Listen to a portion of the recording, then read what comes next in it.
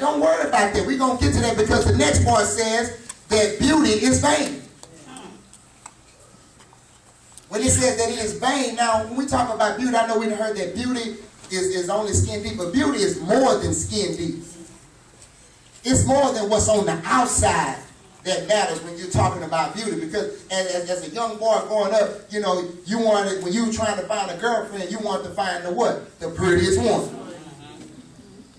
She got long hair, she got a nice complexion. You know, a lot of us, we would stereotype and say, you know, I just want light-skinned ladies, or I just like dark-skinned ladies. And so that carries on. That carries on. Or men too. Y'all do that with the men too. Oh yeah, I can't talk to him. He too black. He too black. I can't talk to him. Or he too light. I can't talk to him.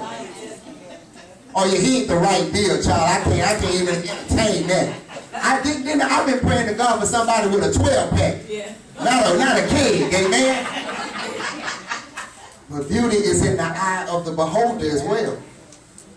When we talk about being vain, like I say, the Bible is telling us and talking to women and saying that, you know, yes, I've blessed you and I've given you favor and I've given you something that men are attracted to, that men look at you and find you very striking and all of that. But don't hold your hat based on what people see on the outside. Okay? Because it's vain. Now, as we go on, it says, but a woman that feareth the Lord, she shall be praised. Now, this word fear is very, very important. We talked about favor. We talked about being deceitful. We talked about beauty is vain. And now we're going to fear, because that part that says, but a woman that feareth the Lord shall be praised. Now, fearing the Lord means that you are afraid of his consequences, of what he could do to you. Yeah. It's not the type of fear that you're saying that, you know, you don't want to go and talk to him and have a relationship with. But it's kind of like when you show a sign of respect to your mother and your father, amen? You know, how many of y'all had some fear in your heart from your mother and father, what you thought that what they would do to you if you stepped out of line? You loved them, right? You loved them. Grandmothers, amen? You loved them. You love her. You love them to death. But you have fear in your heart that, you know what? If I make this mistake, I'm going to get a hand, a backhand, a shoe, a phone, or something going upside my head. You know what I'm saying? So the consequences is what we fear. Because out of fear, if you don't fear God, if you don't fear God, you ain't going to be obedient to God.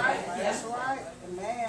A lot of people, when they say that I can't stop doing something for some, just like they got an addiction and things like that. Now, I believe this. I do believe in addictions, because you can be addicted to food, you can be addicted to soda, you can be addicted to drugs, you can be addicted to sex. It's all the same thing. Because if you crave it and you feel like you got to have it, guess what? You are putting yourself in a sinful nature, whatever it is. Because now that is taking over your mindset of praising God and being for God, because you can't love something else more than you love God. So now we got to fear God in order to obey God. In our hearts, you know, in our hearts we got to fear, to obey, and to love God. So it all goes together. And now we have that form of fear, and we are concerned about what is going to happen if we don't do right.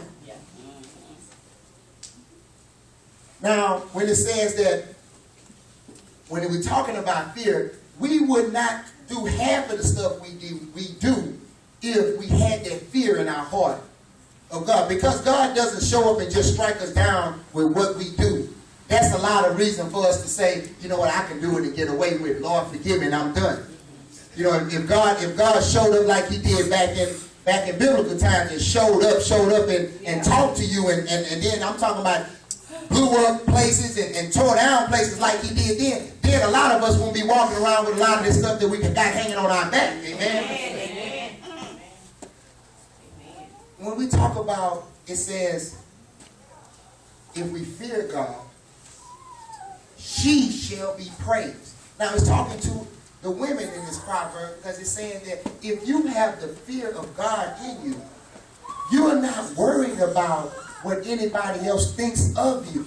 You're not setting out to please no man. As in Galatians 10. You are putting everything on God, because you cannot serve God and man. Amen. cannot worry about the approval of man. You should be worried about the approval of God. Because now, if I have fear in my heart, I don't care about what this man thinks about me. If I have fear of God in my heart, because I know that if whatever he's telling me, if it's not of God, I am going to shy away from that, and I'm going to get closer to God. Because I'm more afraid of what God is going to do to me, not about him leaving me. Not about him not liking me anymore. Not about him going out and cheating on me because I don't look the way that he want me to look. Amen? Some of us men, we just got to suck it up. You don't look the same way you look when you was 21. But we want to look at the woman and say, oh, no, you done gained by 10 pounds. I'm just going to learn. I don't know. I ain't feeling you no more. Yeah. And if the shoe is on the other foot, sometimes women do the same thing. Because we're looking at the outward. We're looking at what's on the outside of them. And then that leads us into other temptations, into other sins. And then we forget about that fear that I'm talking about of being obedient to God. We all know that living in a life of adultery is wrong. I mean, it's millions of people that's out there committing adultery, committing fornication, and doing all of those things, homosexuality, whatever the sin they're doing, addicted to whatever and whoever and however. But listen, if they would have the fear of God inside of them, it would be a need inside of them to obey God. Because my Bible says obedience is better than sacrifice. So it's telling me that I need to obey first. Even if I can't sacrifice and give all of the time that I want to give to the church, I'm just going to obey God first. I'm going to work on my life first. I'm going to get my life together first. I'm going to take care of my home first. I'm going to do all of those things first. And then when God has elevated me to a better state, now I can work towards the sacrifice. Because in order for you to get to heaven, you got to have some obedience to God. Am I helping somebody today? In John chapter 14, it says, if you love me, you will keep my commandments. I love that verse because it starts off with if. Because Jesus is saying that everybody don't love me. It's not saying everybody love me, so keep me. No, say if you love me. That's about being obedient, keeping God's commandments. And when we talk about a woman having fear that she will be praised, like I was saying, you're not worried about anything of man's approval. Oh my God. When you talk about praise, it is being approved or being admired.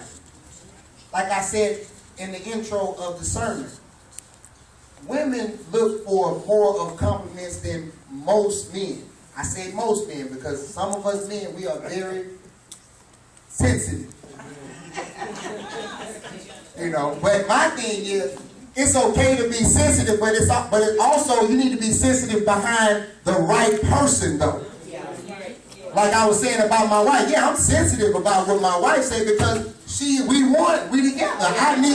We need to be in agreement. I don't want her to have me walking out looking busted up. But if I'm worrying about the approval of Sister Sally out there in Kroger that I see, that's a problem.